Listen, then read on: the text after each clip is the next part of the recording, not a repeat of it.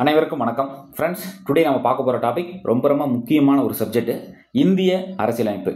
So இந்த இந்திய அரசியலமைப்பில் ஒரு 4 டாப்பிக்கை நாம் இன்றைக்கி கம்ப்ளீட் பண்ண போகிறோம். ஒன்று, இந்திய அரசியலமைப்பு உருவாக்கம், அரசியல் நிர்ணய சபை, முகவுரை, வரைவுக்குழு. ஸோ இந்த 4 டாப்பிக்கை பற்றின தெளிவான விளக்கத்தோட ஒரு சூப்பரான ரிவிஷனை பார்க்க போகிறோம். சரிங்களா? ஸோ ரொம்ப யூஸ்ஃபுல்லாக இருக்கும் போது ஸோ டாபிக் உள்ள போயிடலாம். ஃபஸ்ட்டு, இந்திய அரசியலமைப்பு உருவாக்கம். ஸோ இந்திய அரசியலமைப்பு உருவாக்கத்தை பார்ப்போம். அதில் அரசியல் நிர்ணய சபை, வரைவுக்குழுவும் நம்ம உள்ளே மிங்கிள் பண்ணியிருக்கோம். முகவரை தனியாக தெளிவாக கொடுத்துருக்கோம். சரிங்களா? ஸோ ஃபஸ்ட்டு டாபிக், இந்தியர்களுக்கு தனி அரசியல் சட்டம் இந்தியர்களாலேயே உருவாக்கப்பட வேண்டும் அப்படிங்கிற கருத்தை காந்தியடிகள் 1922 சொல்லியிருப்பார். யார்? காந்தியடிகள். ஸோ இந்த கொஸ்டின் கேட்டிருக்காங்க. 1922 இந்திய அரசியலமைப்பை உருவாக்க கட்டாயமாக பார்த்தீங்கன்னா அரசியல் நிர்ணய சபை தேவை அப்படிங்கிற ஒரு கூற்று சொன்னது யாருன்னா எம்என் ராய். ஸோ இந்த கொஸ்டின் ரிப்பீட்டடாக எல்லா தேர்வுலையுமே கேட்டுட்டு வராங்க. நெக்ஸ்ட்டு, இந்திய அரசியல் நிர்ணய சபை பற்றிய எண்ணத்தை எம்என் ராய் பார்த்தீங்கன்னா ஒரு இதழில் வெளியிட்டிருப்பார். ஸோ அது என்ன இதழ்னு பார்த்தீங்கன்னா இந்தியன் பேட்ரியாட். ஸோ அந்த இதழில் இந்திய அரசியல் நிர்ணய சபைக்கான எண்ணத்தை வெளியிட்டிருப்பார். அடுத்தது, அனைத்து மக்களும் ஏற்றுக்கொள்ளக்கூடிய ஒரு இந்திய அரசியலமைப்பு சட்ட வரைவை உங்களால் கொடுக்க முடியுமா என்று இந்திய தலைவர்களுக்கு அப்போதைய இந்திய விவகாரத்துறை செயலராக இருந்த பீர்கட் செட் பிரபு சவால் விடுக்கிறார். அது அனைத்து மக்களும் ஏற்றுக்கொள்ளக்கூடிய ஒரு இந்திய அரசியலமைப்பு சட்ட வரைவை உங்களால் தர முடியுமா அப்படின்னு சொல்லி இந்திய தலைவர்களுக்கு அப்போ இருக்கக்கூடிய இந்திய விவகாரத்துறை செயலராக இருந்த பீர்கட் செட் பிரபு சவால் விடுக்கிறாரு.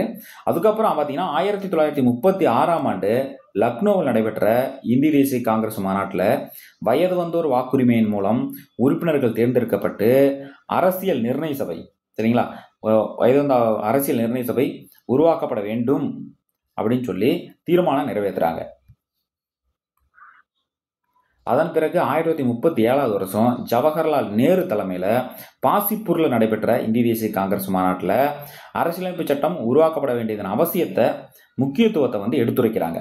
இந்த மாநாட்டின் சிறப்பு முதல்ல கிராமத்தில் நடைபெற்றது தான் இந்த மாநாடு. சரிங்களா? ரொம்ப முக்கியமான டாபிக், நல்லா பாருங்க.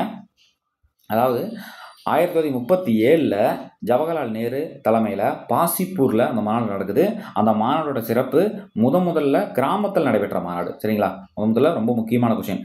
1937 ஜவஹர்லால் நேரு பாசிப்பூரில் நடக்குது. அதில் இந்திய அரசியலமைப்பு சட்டம் உருவாக்கப்பட வேண்டும் அப்படிங்கிற ஒரு முக்கியத்துவத்தை எடுத்துரைக்கிறாரு. நெக்ஸ்ட்டு, கிரிப்ஸ் தூதுக்குழுவின் பரிந்துரையின் அடிப்படையில் இந்திய அரசியலமைப்பை உருவாக்கும் பணி இந்தியர்களும் ஒப்படைக்கப்படும் அப்படின்னு சொல்லி அறிவிச்சாங்க. எந்த குழு? கிரிப்ஸ் தூதுக்குழு. எந்த குழுவின் பரிந்துரைப்படி பார்த்தீங்கன்னா இந்திய அரசியலமைப்பை உருவாக்கக்கூடிய பணி இந்தியர்கள் ஒப்படைக்கணும்னு பார்த்தீங்கன்னா கிரிப்ஸ் தூதுக்குழு. ரொம்ப முக்கியமானது. நெக்ஸ்ட்டு, பின்னர் 1946 மார்ச் 15 1946 மார்ச் 15 கேபினட் தூதுக்குழு அல்லது அமைச்சரவை தூதுக்குழு. ஸோ ரெண்டுமே ஒன்று தான், கன்ஃபியூஸ் பண்ணிக்காங்க. கேபினட் தூதுக்குழு ஒன்று தான், அமைச்சரவை தூதுக்குழும் ஒன்று தான். பரிந்துரைப்படி இந்திய அரசியல் நிர்ணய சபை ஏற்படுத்துகிறாங்க. 1946 மார்ச் 15 கேபினட் தூதுக்குழுவோட பரிந்துரைப்படி. அடுத்தது, அப்போது அரசியல் நிர்ணய சபையின் சின்னமாக என்ன சின்னத்தை பயன்படுத்துகிறாங்கன்னு பார்த்தீங்கன்னா யானை. அரசியல் நிர்ணய சபையின் சின்னத்தோட முத்திரை யானை.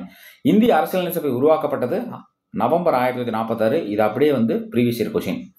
இந்திய அரசியல் நிர்ணய சபையின் முதல் கூட்டம் நடைபெற்ற நாள் 1946 டிசம்பர் 9 புதுடில்லியில் நடக்குது. ரிப்பீட்டடாக பார்த்தீங்கன்னா இந்த கொஸ்டின் எல்லா எக்ஸாம்லேயுமே கேள்வி கேட்டுகிட்டே இருக்காங்க. சரிங்களா?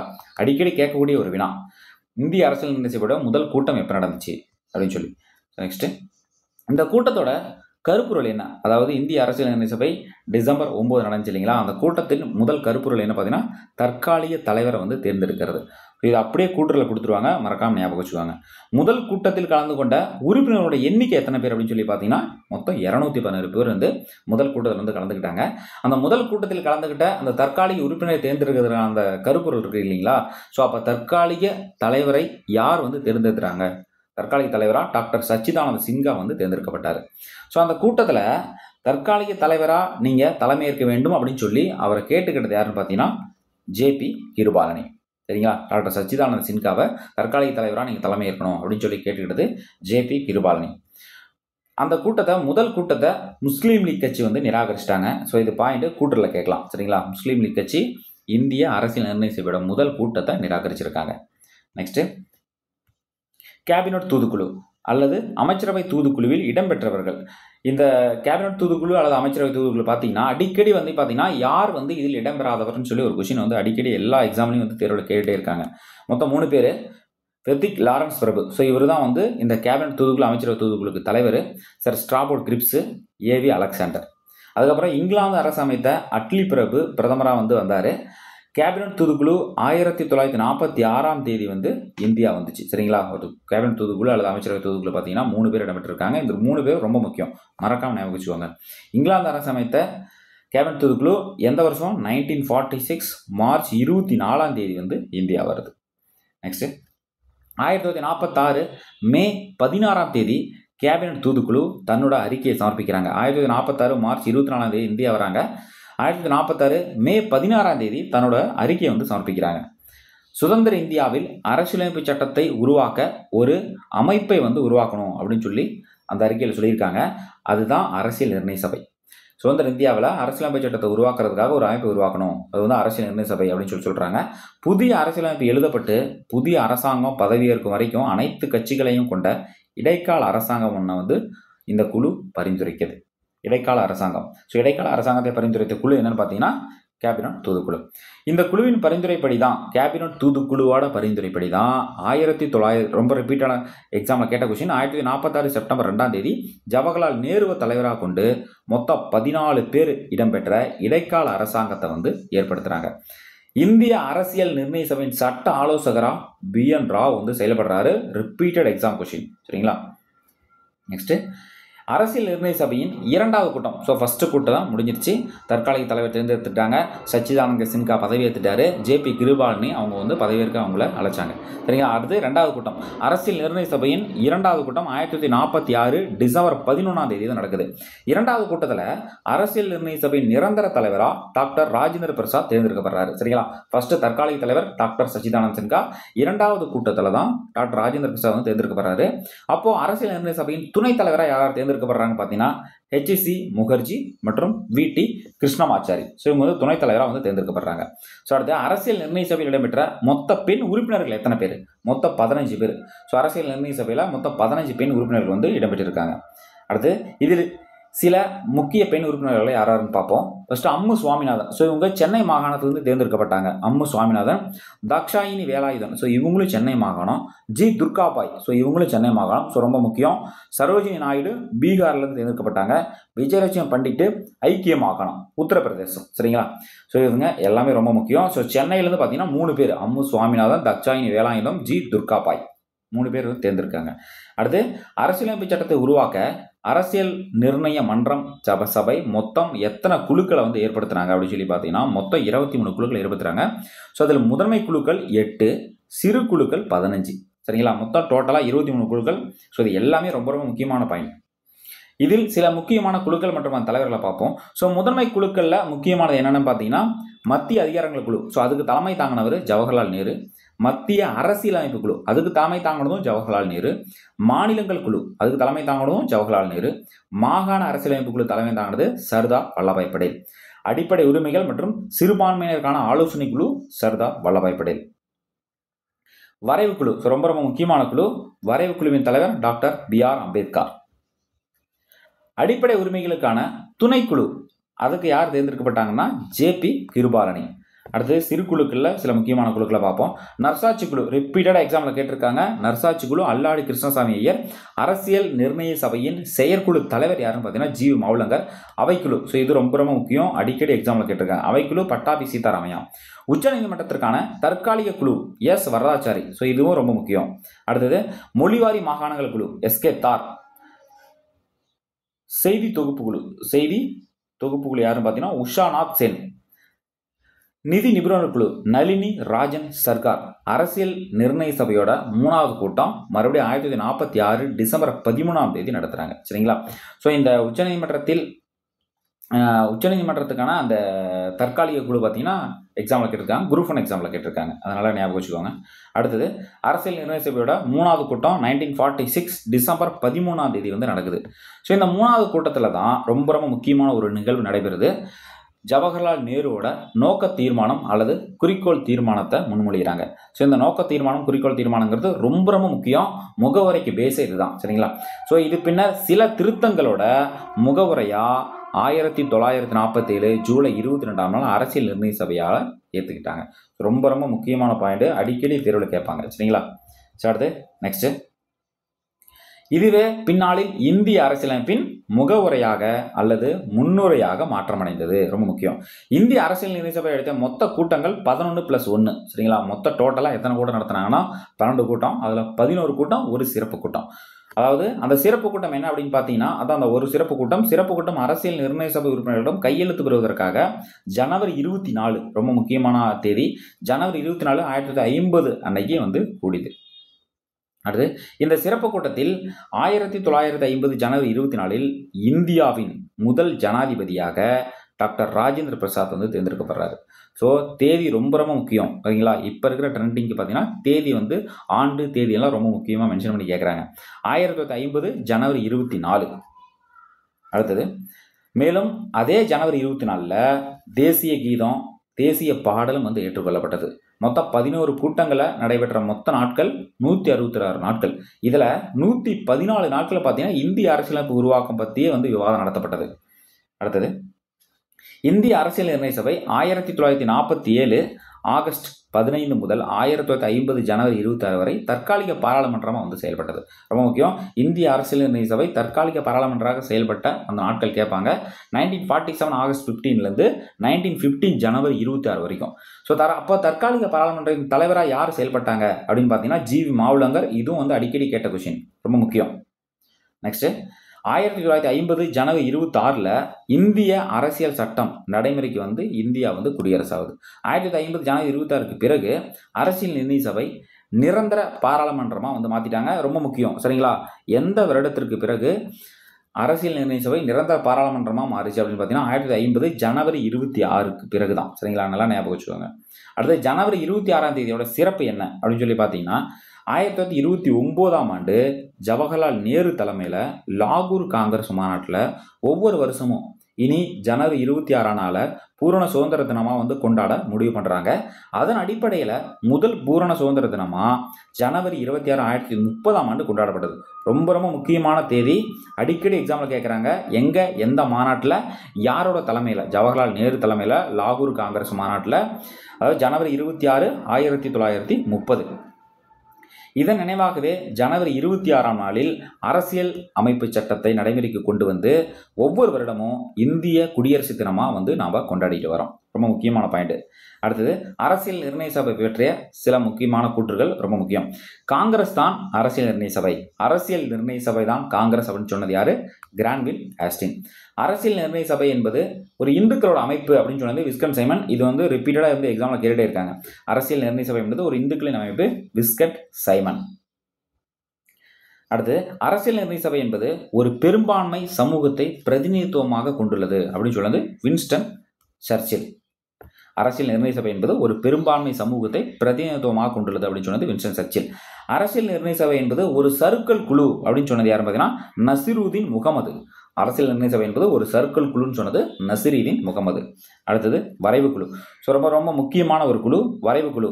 இந்திய அரசியலமைப்பு சட்டத்தை எழுதுறதுக்காக டாக்டர் B.R. அம்பேத்கர் தலைமையில் ஆகஸ்ட் 29, 1947 இந்த வரைவு குழு ஏற்படுத்துகிறாங்க. இந்த தேதி ரொம்ப முக்கியம், எல்லா எக்ஸாம்லையும் வந்து கேட்டிருக்காங்க. அடுத்து, வரைவுக்குழு இடம்பெற்ற மொத்த உறுப்பினர்கள் எத்தனை பேர்னு பார்த்தீங்கன்னா டோட்டலாக 7 பேர் வந்து வரைவுக்குழு இடம்பெற்றாங்க. ஸோ இதுக்கான வரைவுக்குழுவின் வழிகாட்டியாக இருந்தது யாருன்னு பார்த்தீங்கன்னா ஜவஹர்லால் நேரு, சரிங்களா? மறக்காமல் வரைவுக்குழுவின் வழிகாட்டி அம்பேத்கரை போட்டுறாதீங்க, ஜவஹர்லால் நேரு. இந்திய அரசியலமைப்பின் தந்தை யாருன்னு பார்த்தீங்கன்னா நம்ம அம்பேத்கர். அதே மாதிரி நவீன மனு, இந்திய அரசியலமைப்பின் முதன்மை சிற்பி யாருன்னு பார்த்தீங்கன்னா அம்பேத்கர் தான். அடுத்தது, வரைவு குழுவின் உறுப்பினர்கள். ஸோ மொத்தம் 7 பேர் இடம்பெற்றாங்கன்னு சொன்னோம் இல்லைங்களா? ஸோ அதில் வரைவு குழுவோட தலைவராக அம்பேத்கர் இருக்கார், கோபாலசுவாமி ஐயங்கார் இருக்கார், அல்லாடி கிருஷ்ணசாமி ஐயர், K.M. முன்ஷி, சையது முகமது சாதுல்லா. என் மாதவராவ் அவர் எதுக்காக நியமிப்படுறாரு பார்த்தா ஃபஸ்ட்டு P.L. மிட்டரை வந்து நியமிச்சிருப்பாங்க. ஸோ அதுக்கப்புறம் பதவி விலகினதுனால என் மாதவராவ் வந்து இது கேட்கலாம், சரிங்களா? மாதவராவ் வந்து நியமிக்கப்படுறாங்க. ஸோ இவர் பதவி விலகிறதுனால யார் வந்து நியமிக்கப்பட்டாங்க அப்படின்னு சொல்லி கேட்கலாம். அடுத்தது, T.T. கிருஷ்ணமாச்சாரி.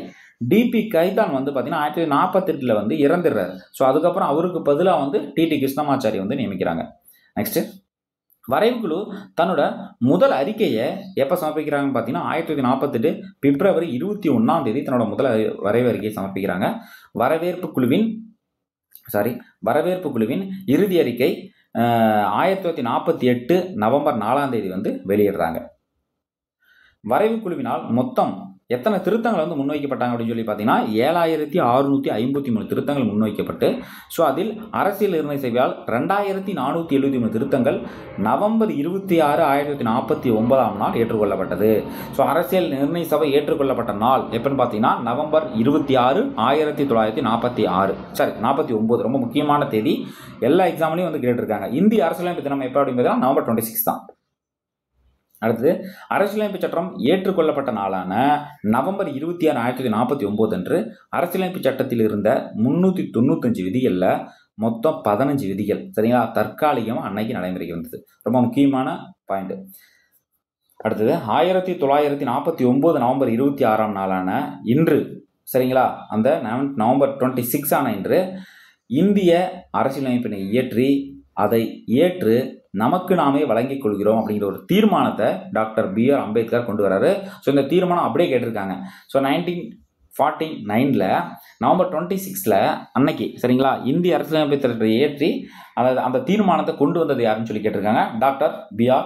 அம்பேத்கர். ரொம்ப முக்கியமான பாயிண்ட். அடுத்து, இந்திய அரசியலமைப்பு சட்டம் ஏற்றுக்கொள்ளப்பட்ட போது மொத்தம் எத்தனை பகுதி இருந்துச்சு பார்த்தீங்கன்னா 22 பகுதிகள், 8 அட்டவணைகள் மற்றும் 395 விதிகளை வந்து கொண்டிருந்தது. ஆனால் தற்போது முகவுரை 25 பகுதிகள், 12 அட்டவணைகள், 468 விதிகளை வந்து கொண்டிருக்கு சரிங்களா இந்திய அரசியலமைப்பு சட்டம். அரசியலமைப்பு சட்டம் அரசியல் நிர்ணய சபையால் 1949 நவம்பர் 26 ஏற்றுக்கொள்ளப்பட்ட நிலைமையில் இந்த தினத்தையே ஒவ்வொரு வருடமும் இந்திய அரசியலமைப்பு நாள் அல்லது சட்ட தினமாக நாம் வந்து கொண்டாடிட்டு வரோம். ரொம்ப முக்கியமான பாயிண்ட். அடுத்தது, பின்னர் 1950 ஜனவரி 24 பார்த்தீங்கன்னா இந்திய அரசியலமைப்பின் இறுதி வடிவத்தில் எத்தனை பேர் டோட்டலாக கையெழுத்திட்டாங்கன்னு பார்த்தீங்கன்னா 284 பேர் இந்திய அரசியலமைப்பு சட்டத்தின் இறுதி வடிவத்தில் 284 நபர்கள் வந்து கையெழுத்திட்டு அதை வந்து உறுதி செஞ்சாங்க. சுதந்திரத்திற்கு பிறகு அரசியல் நிர்ணய சபை கூடிய போது இந்திய தேசிய காங்கிரசின் தலைவராக அப்போ யார் இருந்தாங்கன்னு பார்த்தீங்கன்னா JP கிருபாலனி.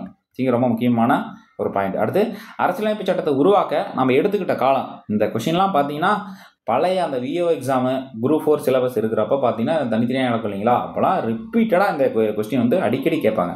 அரசியலமைப்பு சட்டத்தை உருவாக்க எடுத்துக்கொண்ட காலம் 2 ஆண்டுகள் 11 மாதம் 18 நாட்கள். நல்லா ஞாபகம் வச்சுக்கோங்க. அரசியலமைப்பு சட்டத்தை உருவாக்க மொத்தம் 60 நாடுகளோட அரசியலமைப்பினை பின்பற்றி 64 லட்சம் வந்து செலவிட்டாங்க. இதுவும் நல்லா ஞாபகம் வச்சுக்கோங்க.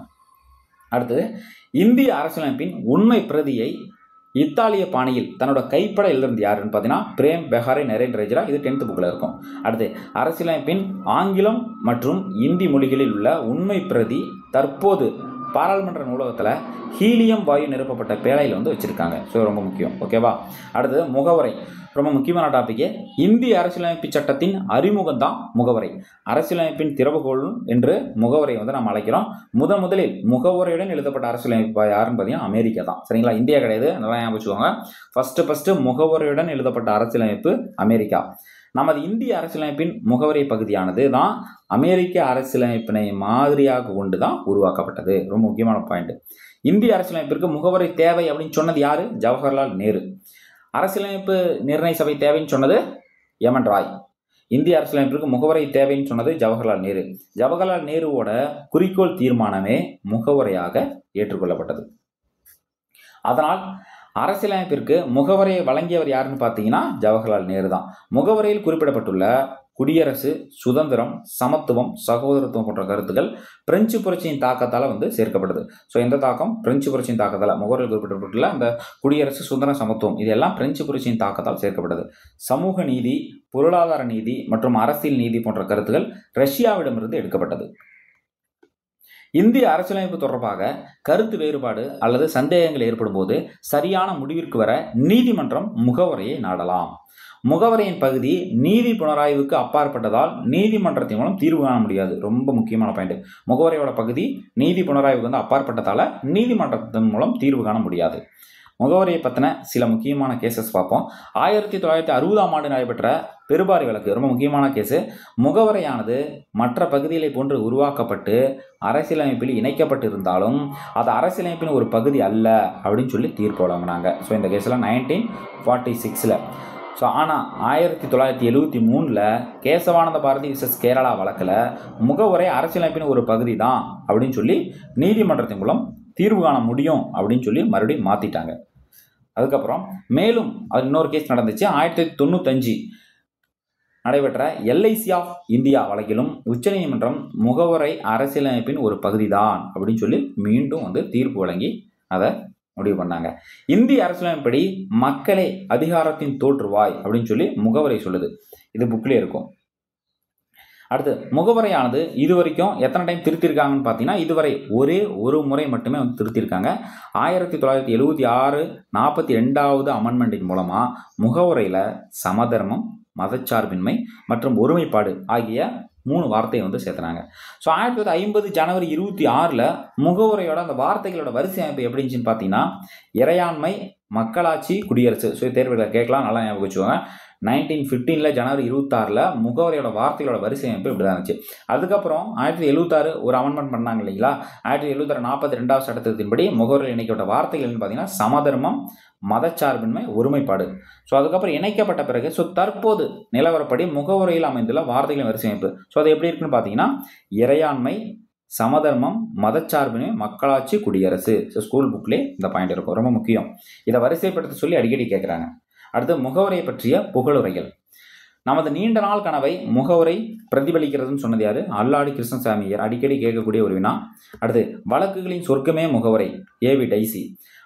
முகவரை அரசியலமைப்பின் அடையாள அட்டை அப்படின்னு சொன்னது என்.ஏ. பல்கிவாலா. ரொம்ப முக்கியமான கொஸ்டின். நமது இறைமை வாழ்ந்த மக்களாட்சி குடியரசின் ஜாதகமே முகவரைன்னு சொன்னது கே.எம். முன்ஷி. இந்திய அரசியலமைப்பின் திறவுகோல் முகவரை அப்படின்னு சொன்னது எர்னஸ்ட் பர்கர். அடுத்து அரசியலமைப்பின் பெரும் மதிப்பு வாய்ந்த பகுதி அரசியலமைப்பின் ஆன்மா, வழிகாட்டி, சொற்களஞ்சியம், ஊன்றுகோல், அணிகலன் போன்றது முகவரை. மேலும் முகவரையை கொண்டே அரசியலமைப்பு மதிப்பீடு செய்யப்படுகிறது அப்படின்னு சொன்னது Thakurdas Bhargava. So friends, so இப்போ நம்ம பார்த்த டாபிக் பார்த்தீங்கன்னா எல்லாமே ரொம்ப ரொம்ப முக்கியமான ஒரு டாப்பிக்கு. ஸோ இதற்கான பிடிஎஃப் பார்த்தீங்கன்னா நம்ம டெலிகிராம் சேனலில் நம்ம கொடுத்துருக்கோம். ஸோ அங்கே தேவைப்பட்டவங்க டவுன்லோட் பண்ணி யூஸ் பண்ணிக்கோங்க. தேங்க்ஸ் ஃபார் வாட்சிங். மறக்காமல் உங்கள் ஃப்ரெண்ட்ஸுக்கு ஷேர் பண்ணுங்கள். நெக்ஸ்ட் வீடியோவில் பார்க்கலாம்.